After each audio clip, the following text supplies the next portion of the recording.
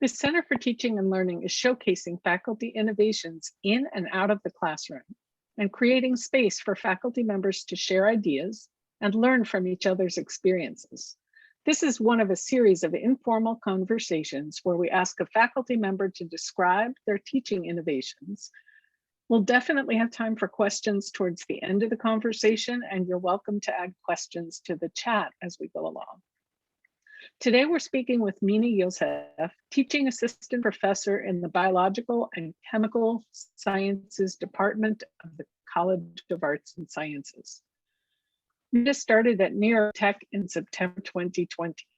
He makes extensive use of Canvas and Kahoot and is working with colleagues in BCS to redesign General Chemistry 1 and 2 as part of our Everspring project. We'll probably talk about that a bit later. Before joining New York Tech, Mena was an undergraduate at Queens College. He then was a graduate student at NYU, where he earned his PhD in chemistry and subsequently completed a postdoctoral teaching fellowship. Welcome, Mena. We're glad to have you. Thank you very much for having me. So what course is your absolute favorite to teach? I really love teaching introductory chemistry courses for undergraduates.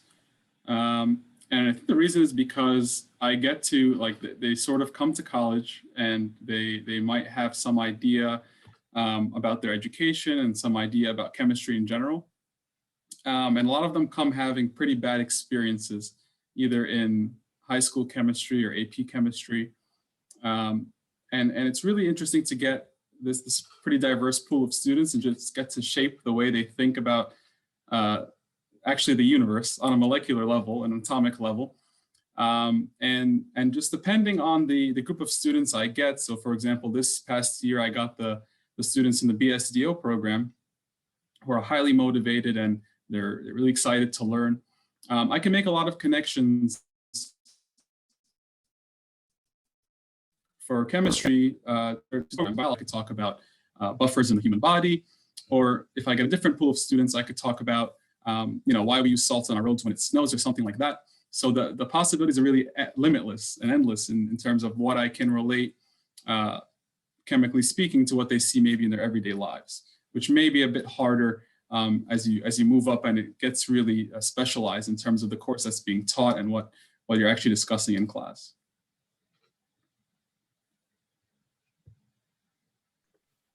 There, unmuted. Yeah, I like teaching non-majors biology as well as majors biology because I like that challenge of making it relevant to them. Mm-hmm. Is there a teacher that you had or a student that you've taught that has changed your approach to teaching? So a teacher or someone who I've sat in the classroom and learned from is actually Professor Marla Wolf at NYU. And she's a neuroscientist by training and taught that at college, but she actually worked at NYU as an adjunct faculty member and led a 2-semester long course on preparing future faculty. So I took both those courses and it was a really, really interesting experience because, of course, coming from grad school, I didn't really learn systematically how to teach. Of course, I was an adjunct and I taught some labs and recitations here and there, but sitting in that classroom really introduced me to active learning techniques, a student-centered classroom environment, and just pedagogy in general. So it was a really, really interesting experience for me. I learned a lot from those 2 classes. But I'm learning in that I only joined New York Tech, one year ago, but I'm learning that students actually teach me the most about teaching because I very frequently send them feedback requests and like Google Forms, and I have the end of semester evaluations as well.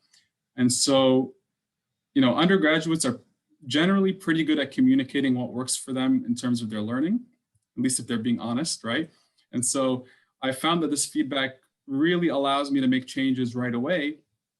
And actually looking back, and so for example, if I'm conducting quizzes a certain way right now on Canvas, and a student doesn't like it, they can vocalize that. I can make a slight change. And I noticed when I made some changes, whether it's giving them a bit more time or changing the type of questions being asked, they see that happen in real time and they're very appreciative of that. And they feel like they actually are able to take control of their learning experience to some degree. which of course is something we always aspire to do, right? We want students to sort of be more independent thinkers and learners. Right. What kind of surveys do you give them? So in the middle of the semester, I give them sort of I forgot what it's called. It's like, what should I stop doing? What should I continue doing? That sort of survey. As well as I always give them a blank space and tell them to write anything additional that they feel like I should know. And then I also just take a look at the official NYIT evaluations as well, because that's a bit more comprehensive and more directed. And so I use both of those really in combination with each other to see what I can be improving on, what I should change, and so on. I like that stop, start, continue. That's a good one. When I teach, sometimes I'll set up a discussion board as anonymous. So the students have the option of posting anonymously, and I call it the suggestion box. And I'll go in there and ask questions. Someone mentioned this to me, what do the rest of you think? And we can have a conversation about what they like and what they don't like, and what's helpful and what's not helpful. And they all have privacy, which they really appreciate. Yeah. I noticed for sure, like everything should be anonymous, even if the Google form has a cap, as like they have to be logged into their school ID. Always make it anonymous, because I feel like they're always most comfortable with that. Yeah. How did you feel back in March 2020 when we had to shift to remote teaching? It feels like that was forever ago. Doesn't it? Yeah. I was a postdoc at the time. I was teaching. It was in my second semester as a postdoc. I was teaching 2 online labs as well as a material science seminar course. So it was really challenging. But the way I felt about it was, of course, I never lived through a pandemic before. So I was like, okay, this is just an outbreak, and hopefully just this way for a short amount of time. We'll kind of throw out this semester, we'll go back to normal, and everything is just, we'll forget about these few months, Over the summer, it was very clear that wasn't going to happen. And so I had to really think about, long-term, what I'm going to do with the next year, what implications might this have moving forward. Of course, the students that we get, they're moving on to become, doctors or nurses or physician assistants. So you want to be preparing them for the future, right? It can't just be that, okay, we're going to just like get them through this course and then they're sort of lost in the future, because that's not going to, of course, help them in the long term. So I think I was overly optimistic in the beginning in March 2020, but later on realized that, with the uncertainty came the responsibility of being able to sort of tackle it head on and say, what are we going to do moving forward? How can we make it beneficial to the students?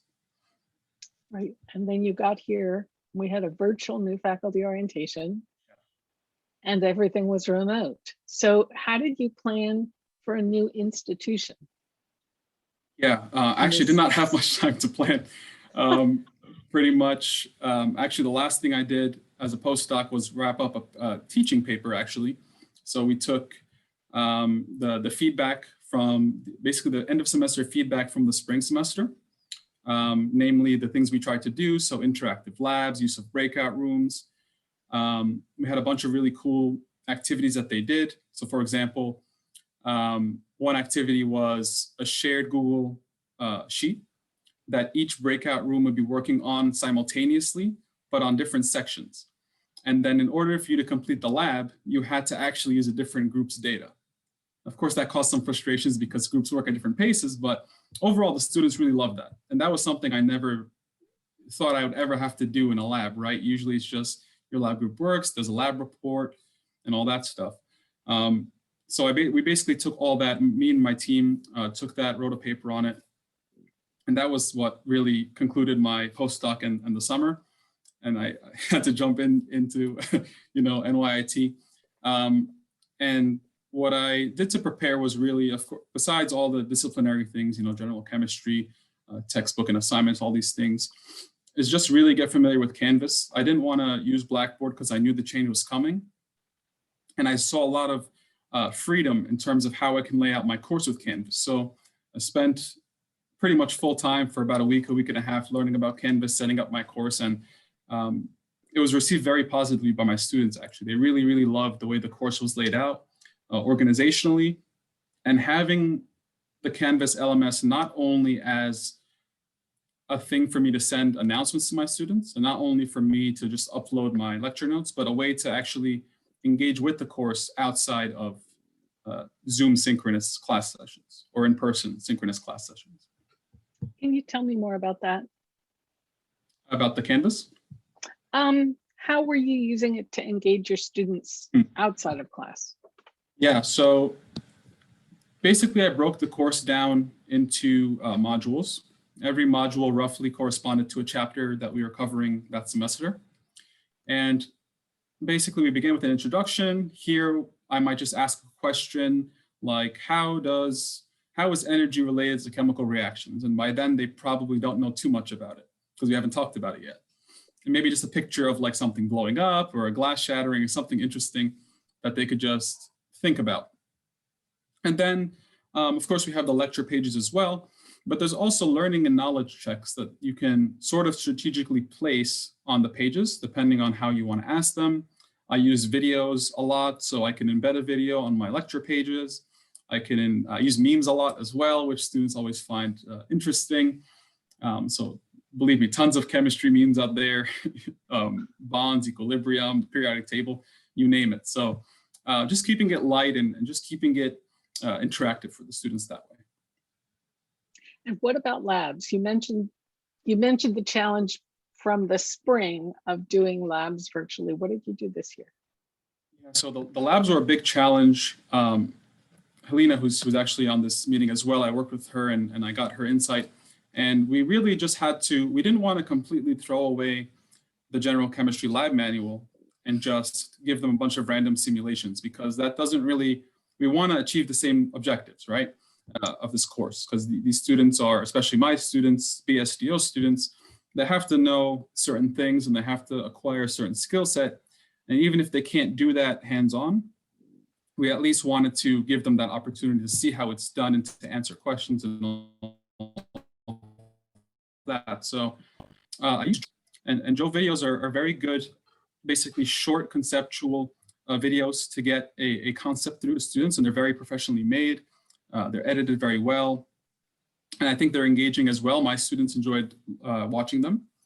They also have laboratory, basically intro lab experiment videos as well, where you can actually see the steps that a lab experiment would actually be carried through. And what we actually did was use those videos and tell the student, basically pretend you're the person recording this video and pretend that you're doing the experiment. So some of those videos are nice because they tell you the mass of a substance that was used, and you see the mass being added to a graduated cylinder, let's say, but they don't tell you the final answer, you know, how much product you made or how much gas was evolved and that sort of thing. So the students still, even though they're watching a video, they can kind of still interact in that way and pretend they were doing the experiment. We also use Lapster simulations, which are very interactive and very well done. You know, some glitches here and there, and sometimes you have to reset the simulation, all of that. But overall, I think we really tried to do the best we could with what we had.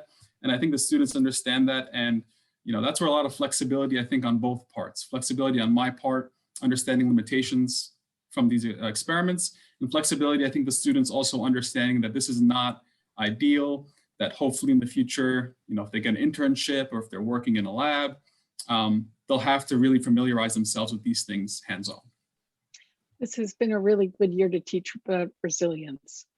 It really has. For sure. You also were still are participating in a project that we're doing with Everspring Partners, where we're taking the introductory high volume, high enrollment freshman courses and making sleeker online courses to accompany them. Can you talk about that a little bit? What did you learn through, what is the project? What are you doing with them? And what have you learned from that, or what has surprised you? Yeah, so a few of the faculty members from our department are working with instructional designers from Everspring to develop these online courses. These online courses, it's really meant to streamline the delivery of these courses. So anytime someone new gets hired, or if an adjunct faculty member is teaching one of these courses, they're very high enrollment. especially the lab sections. They would be basically inheriting since we're moving to Canvas, they would be inheriting a Canvas, basically a copy of the Canvas course. And the way we've approached it was, we want to give faculty members the freedom to still teach the way they would like to teach, but we want to give them that structure that they can use it if they would like. So we've basically built out General Chemistry 1, Chem 110, and we're almost done with Chem 150, General Chemistry 2. And we've tried our best to really provide the instructors with all the resources they would ever need to teach this course. So that includes videos, that includes, I was talking about knowledge checks, right? So students, when they log into Canvas, they see this question, quizzes, discussion boards, all these things are already built into the course.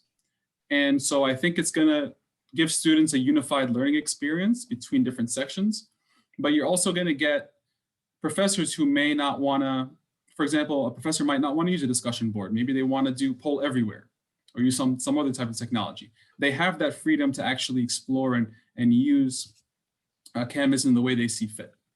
I think the thing I learned the most is that even though I've been using Canvas quite a bit and I was very comfortable with it, there's always more to learn. And so I learned most recently the use of this tool called a slider, where I can basically ask a question on the first page.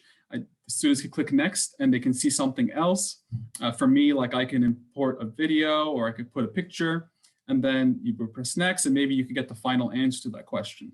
So a student can sort of pace themselves and learn at their own leisure. For me, next semester, I'm going to try using that to sort of formatively assess my students.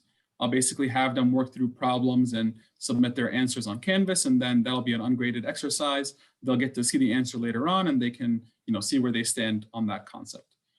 And tons of other tools, that Canvas can provide, and I'm always learning. I'm pretty excited though, because I think this is the first time I'm using an LMS as something that actually helps in teaching and learning.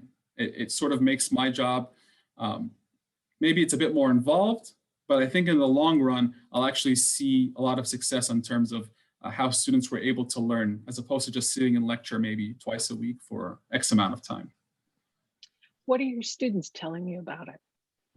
Yeah, so my students, I actually asked them specifically about our use of the LMS that was one of the questions I asked them about in the end of semester feedback last semester, as well as the mid-semester feedback this semester. And both times I got a lot of really positive feedback in terms of how this course was structured. So the students really liked the use of modules, where the modules correspond to chapters. They really like that. For me personally, what I do is I break up in each module, there could be, maybe 2 classes or 3 classes dedicated to that specific chapter. So I'll include in that module 3 lecture pages or 3 class pages.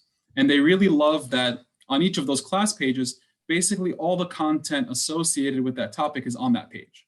So the knowledge checks, the videos, the pictures, any questions, objectives, readings, the lecture recording itself, the slides, everything is on that one page for them that they can always refer back to.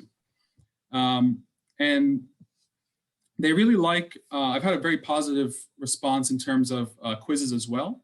So not too many technical issues with quizzes online. My exams are also online for this semester. That might not be ideal, but overall, I've had a very pleasant experience with it. Moving forward, I'm definitely going to continue, building on what I have and making it better. That's great. This next question, when I think about this question, I'm thinking about being in a room with my students. So let's see how it goes. Sometimes in class, you get this moment where everything just comes together beautifully and it's almost magical, and the students are fully engaged and you're fully engaged, and it's almost as if the entire room has gone into a flow state. Tell us about one of those moments. So these things actually happen, I think, with me when I least expect them.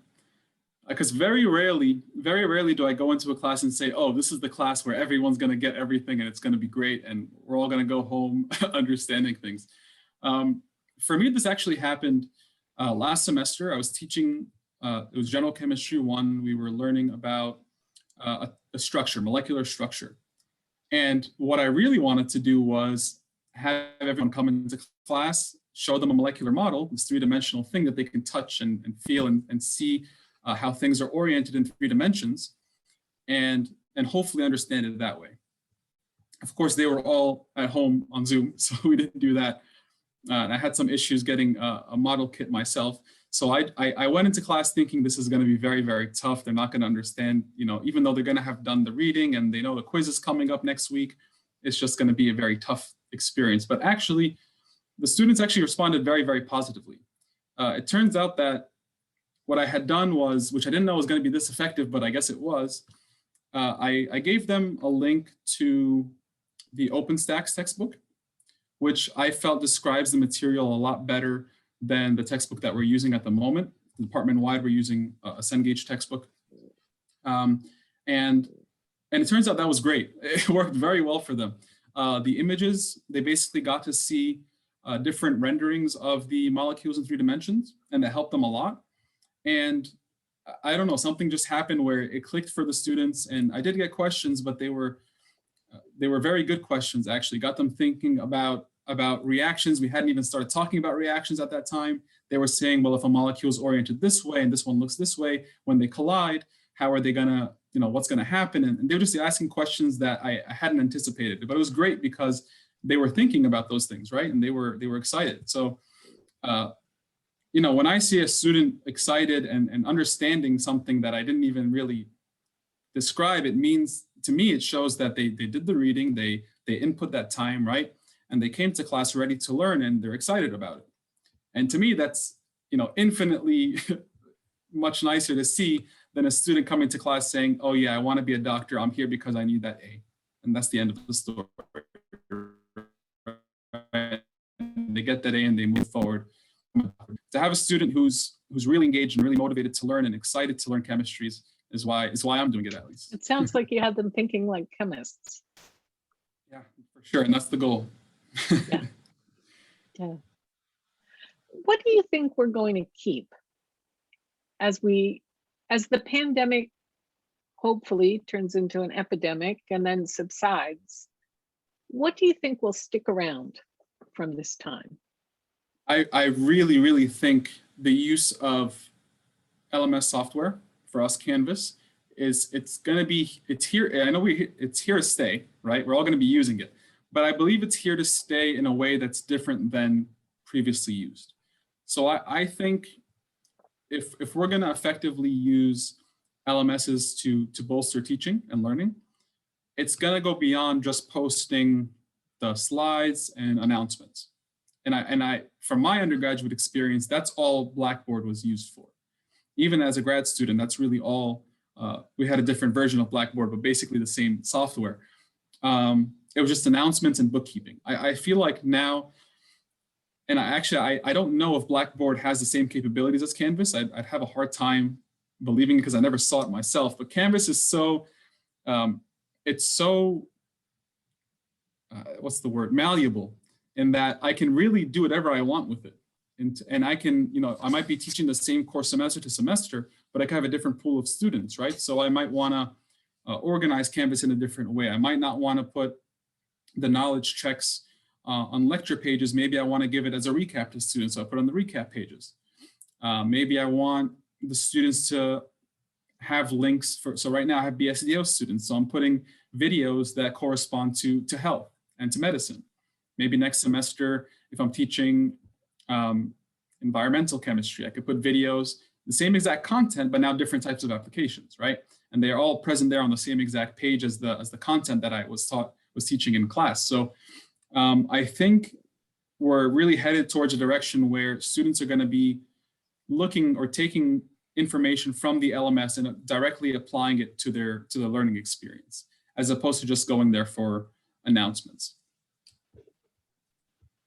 You've been experimenting with the learning glass also. Yes. Can you So talk about that a little bit?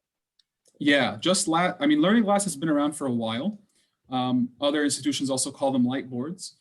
And I came across a paper in the Journal of Chemical Education where I forgot the name of the university, but a school in Australia basically used these short videos as an engaging way to teach concepts.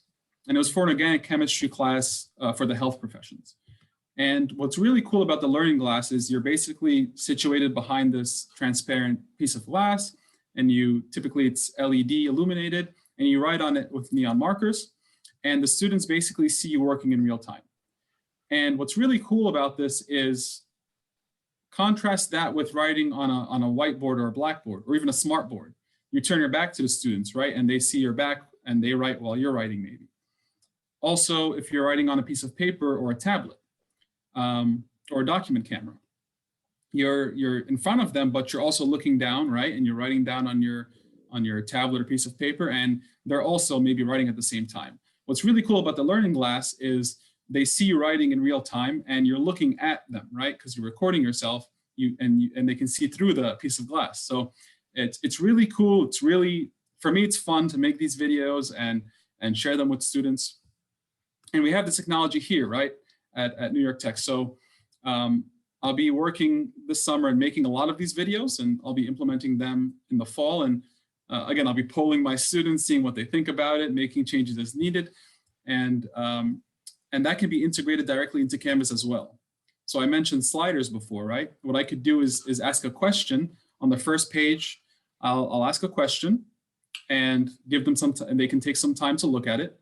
And the next page could be an explanation of the concept or what they really should be keeping in mind. And the final page of that slider could be the actual Learning Glass video where they see me solving in real time. And that could be a way of just them seeing how I could tackle a more complex problem or how I would tackle a problem that's more involved that we don't have time for in class. So it's a way to sort of not necessarily flip the classroom, but extend the learning to something that they're doing at home.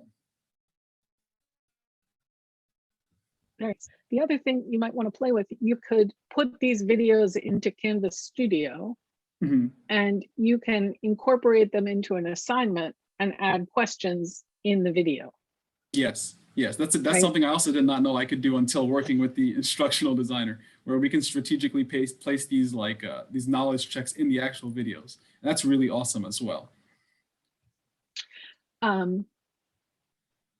Let's see. Helena, do you have any questions for Mena? You're welcome. Nope. So I always like to wrap up these conversations with a recommendation. Is there a particular app or technology tool that you find makes teaching and learning better or streamlines your preparation or your grading? Yeah, so something I actually experimented with this past semester and it carried over to this semester was the use of Kahoot Quizzes. And Kahoot's actually been around for a very long time. I only found out about it this past summer. And they use it for like K-12 learning as well. So it might be a little interesting to hear that I'm doing it for college, but a lot of undergraduate institutions use Kahoot Quizzes to formatively assess their students. But as far as I know, this hasn't really been established in the chemistry as a discipline. So I tried to, in the fall semester, use Kahoot Quizzes as a replacement for actual quizzes because they weren't going to be here in person and because their exams were already on Canvas. So I wanted to try something different. And surprisingly, students really, really hated it in the beginning. And then they really, really loved it at the end. They hated it because it's timed, right? And it's synchronous. So of course they have to be like engaged, have to be ready to answer this question. It's 5% of my grade, which, is not that much in the grand scheme of things, but still they're very motivated to get that A. So they were very stressed and very anxious in the beginning, but as they got used to it, they really loved it. And so Why did they love it? I'm sorry, why did they love it? Why did they love it? Yeah, so I think they loved it because I sort of asked questions. Well, some questions were pretty straightforward, but other questions were were worded in a way that really gets them thinking about the concept. And so even if they got it wrong, they were telling me they would rather get it wrong in a Kahoot quiz than get it wrong on the exam or the final exam. So they really used it. It wasn't only a way for me to formatively assess my students, but it was a way for them to assess themselves. So like, hey, if I got this question wrong, well, that means I don't understand this concept properly. So I'll come to office hours or I'll, read afterwards. A change that I did this semester was I actually made the Kahoot quizzes ungraded. And I'm getting the same exact feedback, actually. They still like the Kahoot quizzes. And of course, they feel less anxious because it's not tied to their grade, but they're still using it as a way to assess their learning. And I'm still having students email me, hey, that Kahoot question, like how come the free energy was negative, not positive? How come entropy is increasing? All these questions, that means they're actually thinking about what I'm asking them. And they're actually taking, they're using it as a way to actually bolster their learning. If they're getting all the questions about equilibrium right, that means they probably have a solid handle on that topic, right? And they're spending more time on the topics that they're getting wrong on these Kahoot quizzes. So I think that's here to stay for me personally. I'm going to definitely continue using these and seeing how I can continue to implement them in my courses. That is terrific. Mena, I can't thank you enough for spending time with us today. Yeah, thanks for having me. This was a lot of fun. Thank you so much for joining us today. We've been speaking with Mena Yossef, Teaching Assistant Professor in Biological and Chemical Sciences in the College of Arts and Sciences, as part of our Great Teaching series. This conversation's been recorded and will be available on the Center for Teaching and Learning webpage, nyit.edu/CTL. If you would like to be featured in the Great Teaching series, please email the Center for Teaching and Learning at ctl@nyit.edu. Or better yet, fill out the form at bit.ly/great-teaching. Thank you.